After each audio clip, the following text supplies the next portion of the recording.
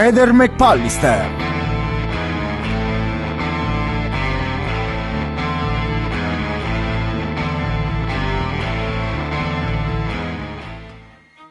Lo dice, mi pare, in un'intervista, che lui era in possesso di soffitte, cantine, non so, una roba così, che aveva dato anche una copia di queste chiavi a Liliana. Perciò mi è venuto un gelo dentro di me. Ho detto, ma porca miseria, siamo qua da mesi, cerchiamo di capire dove è stata Liliana in quei 20 giorni. Adesso viene fuori questo elemento. Io spero che la questura sappia da Claudio esattamente cosa facevano, cosa faceva con l'uso che aveva in queste stanze, queste cose qua. Si indaghi sulle cantine o stanze che Claudio Sterpin possederebbe sparse sul territorio di Trieste e sul loro utilizzo. Così il marito di Liliana, Sebastiano Visentin, ha commentato la notizia emersa. Quando l'amico e amante di Liliana, come lui stesso si definisce, Claudio Sterpin, ha dichiarato di essere stato convocato in questura per essere sentito sul caso.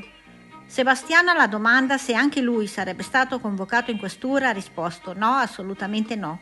Poi Sebastiano ha commentato anche le parole di Claudio Sterpin pronunciate in una trasmissione, in cui ha raccontato il tipo di rapporto passionale che avrebbe avuto con Liliana.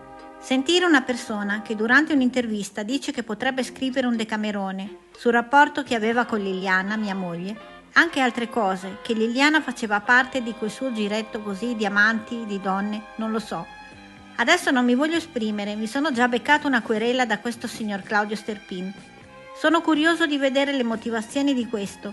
Il 5 giugno è stato il giorno dell'udienza davanti al GIP. Gli avvocati della famiglia Resinovic e di Sebastiano hanno portato al giudice gli elementi raccolti per chiedere la prosecuzione delle indagini, contro la volontà della procura, che ha chiesto invece l'archiviazione del caso per suicidio. Aggiorni la decisione del GIP Luigi Dainotti.